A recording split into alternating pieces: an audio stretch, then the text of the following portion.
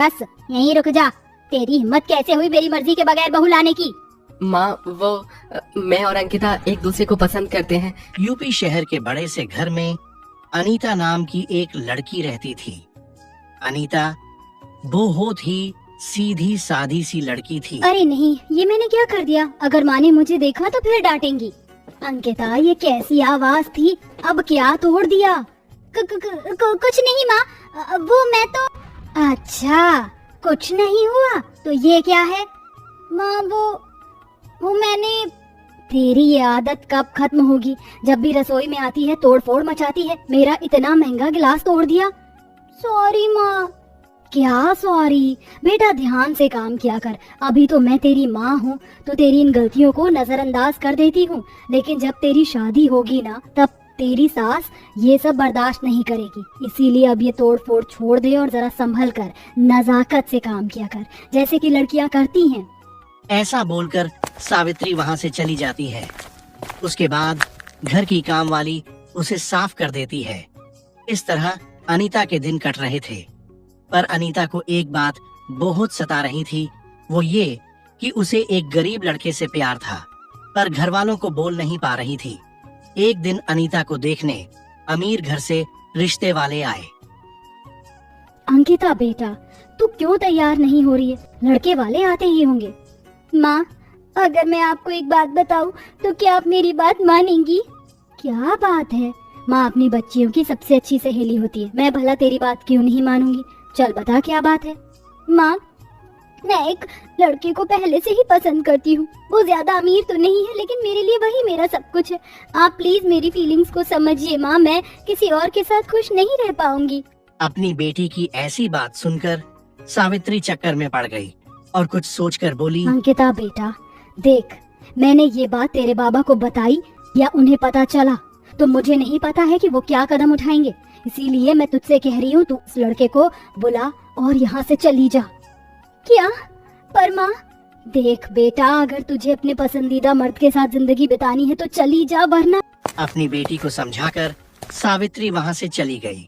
उसके बाद बेटी ने अपने प्रेमी को फोन करके घर बुला लिया, जिसके कुछ देर बाद वो घर आकर उसे अपने साथ ले गया और दोनों ने एक मंदिर में शादी कर ली। अंकिता, हो सकता है कि मैं तुम्हें तुम्हारे माँ बाबा की तरह न रख पाऊँ, लेकिन मुझसे जो हो सकेगा वो तुम्हारे लिए मैं जरूर करूँगा।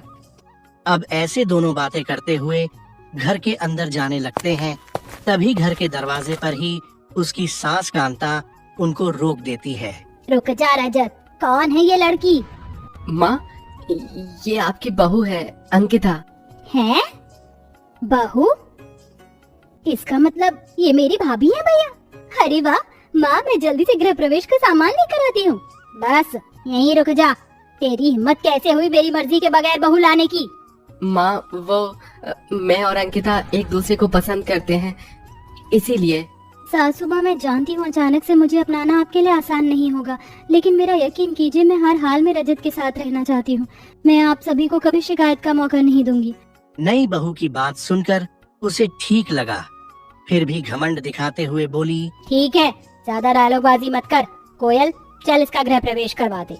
अब ननद ने अपनी भाभी का गृह प्रवेश करवा दिया, जिसके बाद वो अंदर आ गई। अब अगले दिन सवेरे अंकिता ने घर के काम देखने शुरू कर दिए। अब उसे उसकी सास पहली रसोई के लिए बोलती है, देख बहू, सारा सामान रसोई में है, जाकर अपनी पहली रसोई में खीर और पूरी बनाते। हमारे परिवार में बहू अपनी पहली रसोई में खीर पूरियां ही बनाती है। अपनी सास की बात सुनकर वो रसोई में आ गई। मैं किसमें खीर पूरियां बनाऊं? यहाँ पर तो बर्तन ही नहीं है। गिनती के 4 ही बर्तन हैं। माँ जी, माँ जी, क्या है?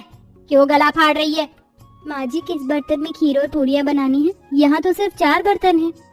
तेरी पास की आँख कमजोर है क्या? यहाँ तुझे बर्तन दिख नहीं रहे हैं?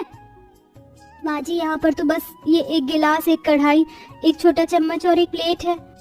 हाँ तो बस यही बर्तन है। ये किसी रईस का किचन नहीं है जो यहाँ बर्तनों की भरमार हो। एक घर में जितने बर्तनों की जरूरत होती सभी यहाँ मौजूद है, समझ आया? अब जल्दी जल्दी हाथ चला, दिमाग नहीं। जी। अपनी सास की बात सुनकर वो पहले खीर बनाने लगी और उसी में उसे काफी टाइम लग। उसके बाद उसके खीर के बर्तन को धोकर उसमें पुड़िया बनाई, जिससे उसे आधी दोपहर हो गई। और कितनी देर लगेगी? हो गया माँ, बस हो ही गया। इस तरह अमीर घर की बेटी की पहली रसोई इतने टाइम में बनी, जिसके बाद सब बैठकर खाने लगे। जब मेरी ससुराल में पहली रसोई हुई थी ना, तब मैंने सभी को समय से खाना और मीठा बनाकर खिलाया था, लेकिन इसने तो आज ही घर की रसोई में कदम रखकर मनहूसियत फैला दी। अब बहू एक बात कान खोलकर सुन ले, कल से खाना इतना लेट नहीं होना चाहिए, समझ आया? जी माँ जी। इस तरह अमीर घर की बेटी कहाँ महलों में राज करती थी, और आज उसे इन 4 बर्तनों की रसोई में बैठकर सुनना पड़ रहा था। अब इस तरह अगले दिन उसकी सास ने दाल चावल खाने की फरमाइश की। अब मैं पहले क्या बनाऊं? दाल और चावल तो 2 चीजें हैं और कढ़ाई है एक। पहले दाल बनाऊं तो चावल लेट हो जाएंगे, और चावल बनाए तो दाल को देर होगी। हे भगवान, मैं ये सोचने में ही इतना वक्त क्यों बर्बाद कर रही हूँ। चल जल्दी से काम पर लग जा अंकिता। अब बहू दाल चढ़ाकर बैठ गई। थोड़ी देर बाद उनके घर उनकी पड़ोसन आई तो कांता ने बोला, बहू जल्दी से मिताली जी के लिए कड़क सी चाय लेकर आ। हे भगवान, मैंने तो चावल उबालने को रखे हुए हैं, वैसे में मैं चाय कहाँ से बनाऊं? अरे बहरी हो गई है क्या? जरा जल्दी कर।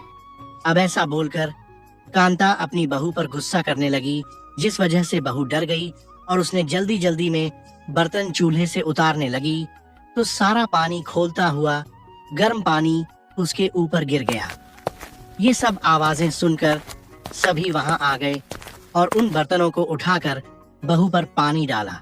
अब बहू को गुस्सा आ गया था। रजत जल्दी से घर आ जाओ, मैं अब बस यहाँ और ऐसे सरवाइव नहीं कर सकती हूँ। आकर अपनी माँ को समझाओ। अपनी पत्नी की बात सुनकर वो जल्दी से घर आता है और देखता है तो उसका पाव जला हुआ था। अंकिता, ये सब कैसे हुआ, मुझे बताओ। रजत, ये सब कुछ आपकी माँ की वजह से हुआ है। मैं अब यहाँ और ऐसे नहीं रह सकती हूँ। भला 4 बर्तन में कोई कैसे रसोई को चला सकता है? मुझसे ये नहीं होगा। अगर आपकी माँ जिद्दी है तो मैं भी महा जिद्दी हूँ। या तो घर में बर्तन आएंगे या फिर हम इस घर से दूसरी जगह जाएंगे। अंकिता सही कह रही है माँ। देखो माँ, हर रीत मरते दम तक नहीं निभाई जाती है। अब आप भी इन पुरानी परंपराओं का दामन छोड़ दीजिए। माना कि मेरी दादी 4 बर्तनों में खाना बनाती थी, उनकी दादी और बस 3 बर्तन ही रसोई में रखती होंगी, लेकिन माँ तब की बात अलग थी। आपकी जिद की वजह से आज मेरी पत्नी के पांव जल गए हैं, कल को इसकी जान पर भी बन सकती है। अंकिता सही कहती है, अगर इस घर में बर्तन आएंगे तो ही मैं इसे यहाँ रखूंगा, वरना आप रहिए इन्हीं अंधविश्वासों और परंपराओं में। मैं और मेरी पत्नी यहाँ से चले जाएंगे। अपने बेटे की बात सुनकर कांता को अपनी गलती का एहसास हो गया और उसने अब घर में नए बर्तन मंगवा लिए, जिसके बाद अंकिता अब आराम से बैठकर खाना पकाने लगी और सब अब खुशी खुशी मिलकर रहने लगे।